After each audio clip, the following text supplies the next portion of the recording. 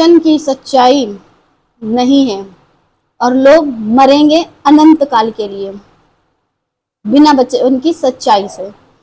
और आपको ऐसे अकाल के समय में अच्छा भोजन मिल रहा है वचन का, और आप जो हैं उसकी वैल्यू नहीं कर रहे हैं, उसकी कद्र नहीं कर रहे हैं। अब आप कहोगे कि आप तो अपनी तारीफ कर रही हो। उनसे पूछिए जो लोग सच्चाई तो ढूंढना चाहते हैं लेकिन अभी भी उन तक सच्चाई पहुंची नहीं है।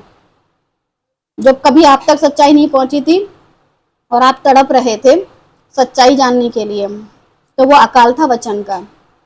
और जब सच्चाई आप तक पहुंची पास्टर जी के द्वारा, हमारे द्वारा, जैसे तैसे, और उसके बाद लापरवाही। कहते हैं लोग, डायलॉग मारते हैं, अन्न का अपमान नहीं करना चाहिए, वो कि खेत में उगता वो वाला। और परमेश्वर का वचन, खेत पके हैं, अनाज, उसमें क्या करना है, बीज बो वचन का। यहाँ इतनी मेहनत कर करके बीज बोते हैं लेकिन लोग उसे पैरों से ठुकरा रहे हैं, पसंद नहीं कर रहे हैं, टाइम नहीं है, या फिर और भी बहुत कुछ आपकी लाइफ में हो सकता है। हम चाहते हैं आपका आत्मिक जीवन बचे, आत्मिक जीवन बढ़े, आत्मिक उन्नति हो, सीखें ताकि जाने और दूसरों को बताएं, मगर यहाँ ऐसा कुछ हो नहीं रहा है। मैं काफी टाइम से नोटिस कर रही हूँ लेकिन ऐसा कुछ नहीं हो रहा है। आज बात करेंगे और डे 36 यानी 36वां दिन है और लगातार 36 दिन हो गए हैं। और 36 दिन में बीच में एक बार मैंने और बोला था तो आप लोगों को बात समझ में आई थी, और लग रहा है फिर बोला है तो शायद समझ में आएगी 2-4 दिन तक। डे 36 समस्या बाइबल को कैसे पढ़ें। बाइबल की उत्पत्ति की पुस्तक के अनुसार, सिर्फ इसके अनुसार ही हम बात करेंगे। बाइबल की उत्पत्ति की पुस्तक के अनुसार अकाल की घटनाएं कब कब घटी, अकाल की घटनाएं कब कब घटी। अब्राहम के समय का अकाल, अब्राहम का जब समय था तब भी अकाल आया था।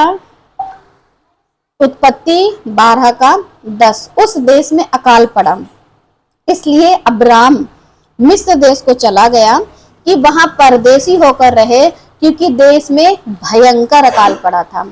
जब देश में भयंकर अकाल पड़ा था तो अब्राहम को मिस्र देश जाना पड़ा, अपना देश छोड़ करके। और ये था अन्न का अकाल, और आज चल रहा है वचन का अकाल। देखो, अन्न के बिना इंसान का सिर्फ शरीर नाश होगा, लेकिन परमेश्वर के वचन न मिलने से आत्मा नाश हो जाएगी। शरीर नाश होने से कुछ समय तक के लिए, लेकिन आत्मा जब नाश होगी तो अनंत काल के लिए। तो अब्राहम को जब उस देश में जहां वो रह रहा था अकाल पड़ा तो वो दूसरे देश को गया, क्योंकि अन्न मनुष्य के लिए जरूरी है। शरीर के लिए शरीर की रोटी और आत्मा के लिए वचन की रोटी। आप लोगों को समझ आ रहा है कि नहीं?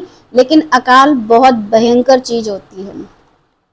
इसहाक के समय अकाल, जब इसहाक था उस टाइम पर भी अकाल पड़ा। उत्पत्ति 26:1 उस देश में अकाल पड़ा। यह उस पहले अकाल से अलग था जो अब्राहम के दिनों में पड़ा था। इसलिए इसहाक गरार को फलिस्तियों के राजा अबीमेलेक के पास गया। अब ये अकाल वो नहीं है जो अब्राहम के समय में था, ये अकाल अलग है। और अकाल अलग है तो वो जो राजा है फलिस्तियों का, वो राजा भी अलग है, क्योंकि अब्राहम के समय में भी एक राजा था और उसका नाम भी अबीमेलेक। तो अकाल इसहाक के समय में पड़ा। याकूब के समय का अकाल, याकूब के समय में भी अकाल हुआ था, और जब अकाल होता है तो उसमें अन्न नहीं होता है। उत्पत्ति 41:30 उनके पश्चात 7 वर्ष अकाल के आएंगे और सारे मिस्र देश में लोग इस सारी उपज को भूल जाएंगे और अकाल से देश का नाश होगा। और ये अकाल यूसुफ के समय, क्योंकि यूसुफ और याकूब ये जो पिता और पुत्र थे, ये उस टाइम की घटना है जब यूसुफ मिस्र में होता है और अकाल का समय होता है। तब ये घटना जो है तीसरी बार आपको पढ़ने को मिलती है मनुष्य चार हैं, अब्राहम, इसहाक, याकूब और यूसुफ। और यूसुफ वो व्यक्ति है जिसने अकाल के समय अपने लोगों को, यहां तक कि बहुत सारे लोगों को अकाल से मरने नहीं दिया। अब अकाल कौन लाता है और अकाल क्यों आता है? आप लोगों के लिए सवाल, अकाल कौन लाता है और अकाल क्यों आता है? आप में से कोई भी जवाब दे सकते हैं। परमेश्वर लाता है। जी बिल्कुल सही। अकाल परमेश्वर लाता है। ठीक, अकाल परमेश्वर लाते हैं, लेकिन क्यों लाते हैं? अगर हम किसी चीज का कदर न करें ऐसा। हाँ, वेरी गुड। क्यों आता है? क्योंकि आप उसकी वैल्यू नहीं करते हो, कद्र नहीं करते हो। तो कौन लाता है अकाल? परमेश्वर। क्यों आता है? क्योंकि आप उसकी कद्र नहीं करते हो। आज पूरी दुनिया में सुसमाचार की कद्र नहीं की जा रही है, प्रभु के वचन की कद्र नहीं की जा रही है। इसके चलते पूरी दुनिया में आपको पता है गलत शिक्षा कितनी तेजी में है। सही शिक्षा क्यों नहीं है? क्योंकि लोगों को उसकी वैल्यू नहीं पता, इसीलिए परमेश्वर ने अकाल ले आए। जो वैल्यू नहीं करता, प्रभु उसके आगे क्यों डाले? प्रभु ने खुद कहा है, अपने मोती सुअरों के आगे मत डालो। जब ये बात आती है तो हम कहते हैं बहुतों को कि अरे हम उन्हें वचन नहीं बताएंगे, हम उन्हें वचन नहीं सुनाएंगे। क्यों? अरे अपने मोती कौन सुअरों के आगे डाले? क्योंकि वो पैरों से रौंदते हैं, खाते नहीं हैं, मेहनत की चीज को बर्बाद करते हैं। और ऐसे समय में प्रभु ने क्या करा? अन्न का भी अकाल दिया, वचन का भी अकाल दिया। और ऐसे अकाल के समय में अगर प्रभु आपको वचन दे रहे हैं, सिखा रहे हैं, समझा रहे हैं, तो जैसे यूसुफ ने ना अपने पूरे परिवार, पूरे खानदान को सुरक्षित रखा, मिस्र में भूखों मरने नहीं दिया। 7 साल के अकाल में वो सुरक्षित थे, अच्छा खा रहे थे, अच्छी जगह रह रहे थे। तो आप भी अगर प्रभु में हैं, वचन के कारण सुरक्षित हैं, तो ध्यान रखिए, अपने वैल्यू को समझिए। यूसुफ ने तकलीफें बहुत झेली, लेकिन यूसुफ को रखा इसलिए गया था कि बाकी के परिवार के जन भूखों ना मरे। आज भले ही मैं तकलीफें बहुत झेलूं और झेल करके मैं आप लोगों को सिखाऊं, क्योंकि मैंने भी बहुत तकलीफें झेली हैं और मैं उनको झेलते हुए भी काम कर रही हूँ, जैसे यूसुफ ने अपने पूरे परिवार के लिए किया। अब इसका मतलब ये मत ले लेना कि मैं यूसुफ जैसी हूँ, नहीं, यूसुफ अपने समय में था, मैं अपने समय में हूँ। लेकिन जिनके लिए किया उनको तो समझना है। यूसुफ के भाइयों ने उसकी वैल्यू तब भी नहीं की, ठीक है। आप लोग अगर वैल्यू नहीं करोगे तो मुझे फर्क नहीं पड़ता, परमेश्वर को फर्क पड़ेगा, क्योंकि उनका वचन तकलीफ देता है। मुझे क्या फर्क पड़ता? परमेश्वर का वचन है, परमेश्वर जिसे चाहेंगे उसे रखेंगे, जिसे चाहेंगे उसे देंगे। लेकिन आप क्या है, परमेश्वर के वचन को अपने जीवन में अगर महत्व नहीं दे रहे हो, तो परमेश्वर अपने वचन को सबसे ज्यादा महत्व देते हैं। तो इसलिए परमेश्वर का जो वचन है, अगर ठीक ढंग से सीखोगे नहीं, तो किसी दिन सिखाने के लायक कैसे बनोगे? तो जीवन में जैसे अकाल आया था, अनाज खत्म हो जाता है, कौन लाता है? परमेश्वर। क्यों लाता है? क्योंकि लोग उसकी कद्र नहीं करते हैं, वैल्यू नहीं रखते हैं, इस वजह से। अब अकाल क्या होता है? अकाल का मुख्य रूप होता है प्राकृतिक आपदाएं, जैसे सूखा, बाढ़ या चक्रवात। या तो सूखा पड़ता है तो दिक्कत आती है, या फिर बाढ़ आ जाती है तो दिक्कत होती, फसल बर्बाद होती है, या चक्रवात, ये जो आंधी तूफान हवाएं, ये सब चीजें जो, और जिससे कि जो उसका जो टाइम पीरियड रहता है कि इस समय पर ये पैदावार होगी नहीं होगी, तो जलवायु परिवर्तन के कारण होता है। अब ये जलवायु का परिवर्तन कौन करता है? परमेश्वर, जो खाद्य उत्पादन और वितरण को बाधित करते हैं और लोगों को भोजन तक पहुंच को कम कर देते हैं। अब भोजन मनुष्य को कम मिलने लगता है। आप लोगों ने पता नहीं बाइबल में वो वाला अध्याय पढ़ा है कि नहीं पढ़ा है, कि ऐसा अकाल था कि एक औरत दूसरी औरत से कहती, आज तेरे बच्चे को काट कर खाएंगे, कल मेरे बच्चे की बारी आएगी। और जब दूसरी औरत के बच्चे की बारी थी तो उसने काट के खाया, और जब खुद के बच्चे की बारी आई काट के खाने की तो मना कर दिया कि नहीं नहीं, मेरे बच्चे को मत काटो। ऐसा भी भयानक अकाल था जब इंसान के पास खाने के लिए कुछ नहीं था। खाने के लिए कुछ नहीं था, तो इंसान एक दूसरे के बच्चों को काट के खा रहा था। ऐसा समय अनाज के अकाल का था, और आज परमेश्वर की वचन की सही और सटीक ज्ञान और शिक्षा का। वरना ये बाइबल की जो समस्या है, समस्या ही बनी रहेगी अगर इसको सही से आप समझेंगे नहीं, पढ़ेंगे नहीं, इसको आप बार बार इसको रिपीट नहीं करेंगे, क्योंकि किसी भी चीज का प्रैक्टिस जरूरी होती है। अगर प्रैक्टिस नहीं करोगे तो वो चीज भूलते चले जाओगे।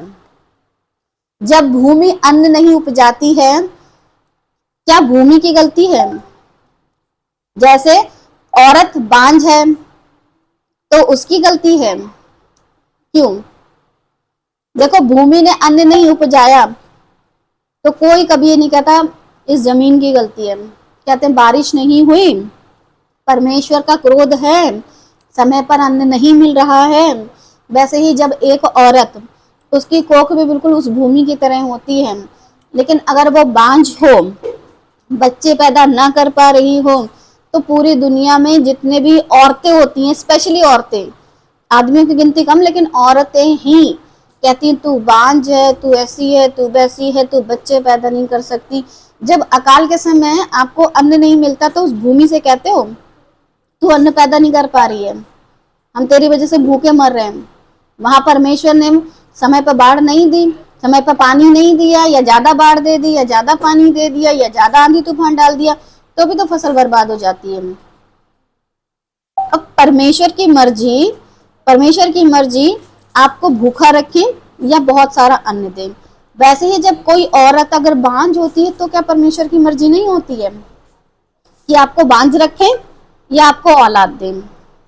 लेकिन जब ये बात आती है तो इंसान औरत के टाइम पर भूल जाता है, लेकिन अकाल के समय में जब अन्न नहीं मिलता है तब मनुष्य को बहुत दिक्कत होने लगती है। तो ऐसे समय में क्या किया जाए? लिखा है, क्या बिना स्त्री के कोई पुरुष बच्चा पैदा कर सकता है? बाइबल में या रियल में आपको कहीं पर भी ऐसा एक भी पुरुष नहीं मिलेगा जो बिना स्त्री के बच्चा पैदा कर सके। तो जब बच्चा नहीं होता है किसी स्त्री के, तो सारा दोष स्त्री पर ही क्यों, पुरुष पर क्यों नहीं? पुरुष को कोई कुछ नहीं कहता, लेकिन स्त्री को ताने मारते मारते रिश्तेदार, परिवार, मोहल्ले वाले, बहन, भाई, भाभी, जितनी भी औरतें होती हैं, स्पेशली औरतें, पुरुष तो कम लेकिन औरतें ज्यादा ताना मारती हैं। ऐसी औरतों को तो अकाल वाले समय में भेज दिया जाए, जाओ और उसके बाद उस जमीन को ताना मारो तो पैदा नहीं कर पा रही अनाज, तो वो जमीन चिल्ला करके बोलेगी कैसे पैदा करूं जब बारिश ही टाइम पे नहीं हो रही है, समय पर वर्षा नहीं हो रही है, प्रभु का क्रोध है या फिर प्रभु की योजना है। देखो, या तो क्रोध होता है तो अकाल आता है, या योजना होती है। यूसुफ के टाइम पर तो योजना थी, क्योंकि परमेश्वर ने उन सबको मिस्र पहुंचाना था। अब्राहम के समय भी प्रभु की योजना थी, क्योंकि परमेश्वर को उसको भी मिस्र पहुंचाना था, धनवान जो बनाना था उसको। इसहाक के समय में भी परमेश्वर की योजना थी, क्योंकि उसको भी तो धनवान बनाना था परमेश्वर को। दूसरे देश में जाते हैं, वहां अपनी पत्नी को बहन कहते हैं, फिर वहां का जो राजा होता है, जब उसे सच्चाई पता चलती है तो फिर वो इनको बहुत सारा धन दे करके कहता है भैया जाओ वापस, ये तुम्हारी पत्नी है। तो वो प्रभु की योजना थी। ऐसी ही योजना जो है, क्या कभी किसी पुरुष के साथ घटी है कि उस पुरुष को बच्चा हो जाए? किसी भी पुरुष को बिना स्त्री के बच्चा नहीं होता, लेकिन बच्चा ना हो इसका दोष सिर्फ स्त्री को लगता है। जैसे अभी लेटेस्ट न्यूज, या बहुत पुरानी भी कह लीजिए, स्त्रियां प्रचार नहीं कर सकती, बच्चा पैदा कर सकती हैं मगर प्रचार नहीं कर सकती हैं। अच्छा, क्या बिना स्त्री के कोई पुरुष बच्चा पैदा कर सकता है? तो जवाब है नहीं, ना कर सकता है। और ना ही ऐसा सुनने में आया है कभी कि किसी आदमी ने बच्चा पैदा किया। बिना पुरुष के स्त्री बच्चा पैदा कर सकती है।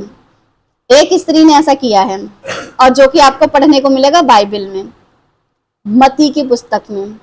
स्त्री बिना पुरुष के बच्चा पैदा कर सकती है, लेकिन चर्च में प्रचार नहीं कर सकती है। क्या किसी पुरुष ने कभी बच्चा पैदा करा बिना स्त्री की सहायता के?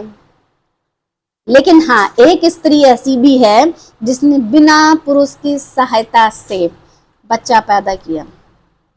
तो जितनी स्त्रियां अपने आप को कमजोर समझती हैं ना, कमजोर समझने की जरूरत नहीं है। ना किसी के तानों से, ना किसी की बातों से, ना किसी की बुरी तरीके की कोई भी व्यवहार आपके साथ करें, चाहे फिर वो आपका पति हो, चाहे वो आपके रिश्तेदार हो। तो जितनी स्त्रियां हैं वो ध्यान रखें, परमेश्वर ने उनके साथ ऐसा काम किया है, उनके लिए वो आश्चर्य कर्म है। वो अपने कॉलर खड़े करके कह सकती हैं, है कोई पुरुष जो बिना स्त्री के बच्चा पैदा कर ले? वंशावली तो स्त्रियों से चली है, चाहे फिर वो अब्राहम की क्यों ना हो, इसहाक की क्यों ना हो, याकूब की क्यों ना हो, यहाँ तक कि मसीहा भी स्त्री से ही पैदा हुए। पुरुष का तो कहीं नामो निशान नहीं है। तो जमीन अगर सही है तो तुमको पैदावार देगी और अच्छा खाना मिलेगा, और अगर जमीन ना चाहे, बंजर हो जाए, तो तुम भूखों मर जाओगे।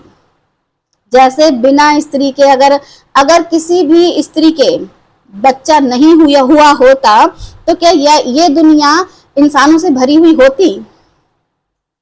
स्त्री की इतनी वैल्यू है, प्रभु ने स्त्री को एक अलग ही वैल्यू दी है। इस वजह से स्त्रियां जितनी भी हैं जो सुसमाचार प्रचार करने के लिए अपने आप को तैयार करती हैं ना, वो घर परिवार, रिश्तेदार, बच्चे, पति, ये सारे चक्रों को छोड़ो, प्रभु के लिए काम करो। जब मरियम को परमेश्वर ने चुना था ना, तो मरियम भूल गई थी सब कुछ, और जो योजना प्रभु की थी उसको योजना को अपने जीवन से पूरा किया। और पहली योजना जीवन की और आखिरी योजना यही है कि परमेश्वर का काम करो। उत्पन्न करने वाला या पैदा करने वाला, एक वो जमीन जिससे अनाज, और एक वो औरत जिससे वंशावली या वंश पैदा होता है। भूमि यानी कि स्त्री अन्न ना उपजाए तो लोग भूख से मर जाएंगे, और अगर स्त्री बच्चा पैदा ना करे तो बिना वंश के कहानी खत्म। जब तुम्हारा कोई वंश ही नहीं होगा तो कहानी शुरू कहां से होगी? तो स्त्रियां और भूमि ये दोनों ऐसी हैं, ये दोनों ना हो तो भूख से मर जाएंगे। कुछ लोग तो बना ही नहीं पाएंगे, वैसे भी मर जाएंगे अगर उनके पास अन्न हुआ तो जितनी भी स्त्रियां हैं वो अपने आप को तैयार रखें परमेश्वर के वचन से, क्योंकि उनकी भूमिका परमेश्वर ने बहुत बढ़ कर के रखी है। बेचारी अबला नारी नहीं है, परमेश्वर ने ऐसी सामर्थ्य दी है कि जब एक स्त्री बच्चा पैदा करती है और उसके जो हड्डियों का दर्द है, पुरुष की एक हड्डी के टूटने पर जो दर्द होता है ना, उससे कहीं ज्यादा उस स्त्री को उस समय दर्द होता है जब वो जच्चा की पीड़ाएं सह रही होती है। तो वैसे ही जितनी भी स्त्रियां हैं ग्रुप में हैं, वो अपने आप को परमेश्वर के प्रति ऐसा रखें कि परमेश्वर के राज्य के लिए बढ़ चढ़ के काम करें। और मैंने इस चीज को जाना, मैंने जब इस चीज को जाना है, समझा है, तो मैं वैल्यू को समझती हूँ और काम करती हूँ। हाँ, मुझे इस बात पर गुस्सा भी आता है जब आप लोग उस काम को करने के लिए अपने आप को तैयार नहीं करते हो। घर, पति, परिवार मेरे पास भी है, लेकिन परमेश्वर सबसे बढ़कर है, और उनके अलावा इस दुनिया में सबसे बढ़कर कोई हो ही नहीं सकता। और परमेश्वर चाहे तो भूमि को सूखा रखेंगे, परमेश्वर चाहे तो भूमि पर अन्न उपजाएंगे। और परमेश्वर ने चाहा है कि ऐसे अकाल के समय में आपको अच्छा बढ़िया तरीके से वचन सिखाया समझाया जा रहा है, जिससे आप क्या हो रहे हो, अंदर से मजबूत हो रहे हो। इस संसार में बहुतों को भूतों प्रेतों से डर लगता था, अब नहीं लगता होगा। बहुतों को वचन पढ़ते हुए नींद आती होगी, डर लगता होगा, समझ में नहीं आता होगा, लेकिन अब ऐसा नहीं होता होगा। अब आपके जीवन में आपको खुद परिवर्तन नजर आ रहा होगा। अब उत्पत्ति 11:30, सारे तो बांझ थी, उसके संतान ना हुई। तो जिस अब्राहम की पत्नी के विषय में बात चलती है ना, जो आदि माता बनी है, और पूरा जो इज़राइल जो कहलाता है, इन्हीं के द्वारा जिसकी शुरुआत हुई थी, वो भी बांझ थी, लेकिन अपने पति पर पूरी रीति से हुक्म चलाती थी। पति से कहा मेरी दासी है, उसके साथ तेरे को बच्चा पैदा करना, वो तैयार हो गया। फिर वो स्त्री उसको दुख देने लगी, तो अब्राहम से कहती है कि ये मुझे तकलीफ दे रही है, तो वो कहता तेरी दासी, तू जान क्या करना है। तो अब्राहम जी भी अपनी पत्नी की बात मानते थे, क्योंकि उसने बोला था कि यहोवा तेरे साथ वैसा ही न्याय करेगा। तो ध्यान रखिए, सारे जो थी उसने अपने बांझपन पर वहां पर तकलीफ तो दिखाई, अपना आइडिया तो लगाया, फिर भी परमेश्वर ने सारा का नाम सबसे ऊपर रखा। उत्पत्ति 25 का 21, इसहाक की पत्नी बांझ थी, इसलिए उसने उसके निर्मित यहोवा से विनती की और यहोवा ने उसकी विनती सुनी। इस प्रकार उसकी पत्नी रिबका गर्भवती हुई। अब इसहाक की पत्नी भी बांझ थी, लेकिन एक समय पर परमेश्वर ने उसको 2 बच्चे दिए। अब ये परमेश्वर की योजना थी। उत्पत्ति 29 का 31, तब यहोवा ने देखा कि लिया अप्रिय हुई, तब उसने उसकी कोख खोली, पर राहेल बांझ रही। अब ये राहेल और जो लिया हैं, ये जो 2 बहनें हैं और जो कि याकूब की पत्नियां हैं, और जिसमें से छोटी वाली बांझ थी काफी समय तक और बड़ी वाली कुछ समय तक। लेकिन ये सब काम कर कौन रहा था? परमेश्वर अपनी योजना के तहत। इस दुनिया में हम जो लोग इस पृथ्वी पर आए हैं, ध्यान रखिए, आप अगर परमेश्वर की योजना में हैं तो परमेश्वर आपके जीवन से काम करना चाहते हैं। अब इसका मतलब ये नहीं है इनको इस टाइम पर बच्चे मिल गए तो आपको भी मिल जाए। अगर नहीं मिल रहे हैं लेकिन जीवन मिला है, अनंत जीवन की बातें मिली हैं, तो आपके जीवन से प्रभु काम लेना चाहते हैं। उसके पीछे ये योजना नहीं है कि जैसे इन्हें बच्चे मिले वैसे आपको भी मिल जाएंगे, इसकी कोई वो भी नहीं है गारंटी, नहीं मिलेंगे इसकी भी कोई गारंटी नहीं है। भाई परमेश्वर की मर्जी, परमेश्वर की योजना कब किसकी लाइफ में क्या कर दें, उसके लिए आप गिड़गिड़ाते रहिए रात दिन, तो ये तो मूर्खता है। पहले काम करो, पहले परमेश्वर कहते हैं मेरे राज्य धर्म की खोज करो, बाकी सारी वस्तुएं तुम्हें मिल जाएंगी। न्यायों 13 का 2, दानियों के कुल का सोराबासी मानोह नामक एक पुरुष था, जिसकी पत्नी के बांझ होने के कारण कोई पुत्र ना था। अब दानियों के कुल में सोराबासी मानोह, और ये वो मानोह है जिसका एक बेटा उत्पन्न हुआ बाद में, पहले ये बांझ थी, बाद में हुआ, और उस बेटे का नाम था समसून, और अंग्रेजी में सैमसन, हिंदी में समसून। और उसके लंबे लंबे बाल थे, और वो बालों को जब हिलाया करता था तो परमेश्वर का आत्मा जब उस पर उतरता था तो वो लोमड़ियों की पूंछों में आग लगा करके और दुश्मनों के खेत में चला जाता था। वो ऐसा था कि उसको कोई रोक नहीं सकता था, उसकी ताकत का कोई सामना नहीं कर सकता था। परमेश्वर ने उसको एक पुत्र दिया, उस पुत्र के जीवन से योजना बनाई, लेकिन वो पुत्र होने के बाद क्या उस माता पिता को तकलीफ नहीं हुई जब उस पुत्र ने बोला कि मुझे वो औरत अच्छी लग रही है, उससे शादी करनी है, अन्य जाति दूसरी जाति की औरत से शादी। और फिर वो स्त्रियों के मोहब्बत में इतना पड़ गया कि एक दिन उसके बाल भी कट गए और आंखें भी फोड़ दी गईं। उसके बाद उस बांझ औरत के जो बच्चा हुआ था उसकी तकलीफ को देख करके उसको क्या लगा होगा? इससे तो अच्छा बांझ ही थी, कम से कम दर्द कम था। बेटी की ये दुर्दशा कैसे देखी होगी माता पिता ने? तो हर एक इंसान को आप ये देखिए कि योजना के तहत काम तो होता है लेकिन उसका दर्द भी होता है। मरियम यीशु मसीह की माता, लेकिन जब यीशु को क्रूस पर चढ़ाया जा रहा था तो कितना दर्द और कितनी तकलीफ, कितनी वेदना एक माँ के हृदय को हुई होगी। तो जितने लोग जो हैं परमेश्वर के लिए सुसमाचार सुनाने के लिए अपने आप को तैयार कर रहे हैं, यहाँ भी आपको तकलीफें उठानी हैं इस दुनिया में, और इस दुनिया के लोगों आपको तकलीफ देते रहेंगे, क्योंकि आपको इस दुनिया में रह के तकलीफ उठानी ही उठानी है। आप ये सोचो कि यहाँ पर मेरी जिंदगी सुकून से कटेगी, नहीं, यहाँ आपको किसी ना किसी तरीके से मेंटली टॉर्चर, कहें तो दिमागी तौर पर परेशान किया जाएगा। और किया इसलिए जाता है ताकि आप परमेश्वर का, जो पौलुस कहता है ना कि मैं निशानी की ओर दौड़ा चला जाता हूँ, वो निशानी की ओर दौड़ा चला जाता था, लेकिन फिर भी उसके बहुत सारे लोग थे जो दुश्मन थे। तभी वो कहता है मैंने कितनी बार बेतें खाई, भूखा रहा, नंगा प्यासा रहा, तकलीफ में रहा, जेल खाने में रहा, कैसे कैसे समस्याओं में रहा, जाड़े में उगाड़े में, हर तरीके से। लेकिन परमेश्वर के काम को उस मनुष्य ने नहीं छोड़ा। परमेश्वर के काम को ऐसे बहुत से परमेश्वर के सच्चे सेवक हैं जिन्होंने नहीं छोड़ा। उन्होंने राजा शाऊल, परमेश्वर ने उसको राजा बनाया, उसने अपने पद को नहीं जाना सही से, राजा दाऊद, परमेश्वर ने उसको एक राजा बनाया, वो अपने पद को नहीं समझ पाया। और राजा सुलेमान, उसको एक प्रतिष्ठा दी गई परमेश्वर का भवन बनाने के लिए, उसने भी प्रभु के काम को सही से नहीं किया, क्योंकि और देवी देवताओं की भी उपासना की।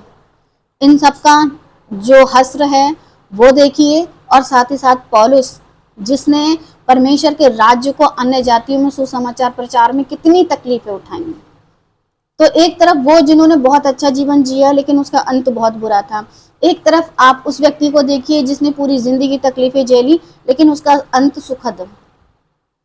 तो आप अपने जीवन में खुद निर्णय कर लीजिए। अगर आपके घर में, परिवार में, जीवन में लोग ताना मारते हैं या कुछ कहते हैं, आप उन बातों को अगर ध्यान ही करते रहोगे तो परमेश्वर के काम को कब करोगे।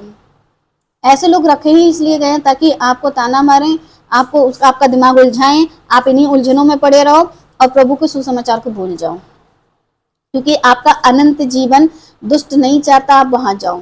और अगर आप उसके साथ हो तो फिर परमेश्वर के वचन को अपने जीवन में मत लो, जैसे संसारिकता में चल रहे वैसे चलते रहिए। लूका 1:7, उनके कोई भी संतान ना थी क्योंकि इलिशिबा बांझ थी और वे दोनों बूढ़े थे। अब ये जो है यूहन्ना बपतिस्मा देने वाले की माता जी के बारे में बात चल रही है। दोनों बूढ़े थे, बांझ थे, लेकिन एक योजना के तहत बाद में इनको बच्चा मिला। अब इन्हीं माता पिता के सामने एक दिन उस बच्चे की गर्दन कटी हुई बॉडी आई होगी तो कैसा लगा होगा। माता पिता बनना आसान होता है, लेकिन माता पिता के सामने बच्चों की लाशें आए तो उस माता पिता के दिल पर क्या गुजरता है। उससे कम तकलीफ अभी है जो आप बांझ हो, जो आपके पास बच्चा नहीं है, लेकिन तकलीफ ज्यादा तब होगी जब जवान बच्चे की लाश गोद में रखी होगी, तो इंसान को बड़ी तकलीफ होगी। यशाया 45:1 बताता है, हे बांझ तू जो पुत्रहीन है, जय जयकार कर, तू जिसे प्रसव की पीड़ा नहीं हुई, गला खोल कर जय जयकार और पुकार। परमेश्वर का वचन ऐसे लोगों के लिए भी कहता है, पुत्रहीन हो प्रभु का जय जयकार करो, क्योंकि फिर इसी चक्कर में फंसे रहोगे। और प्रसव की पीड़ा नहीं उठती है, तो अगर प्रसव की पीड़ा नहीं उठती तो ध्यान रखो ये पीड़ा बहुत खतरनाक होती है। गला खोलकर जय जयकार कर।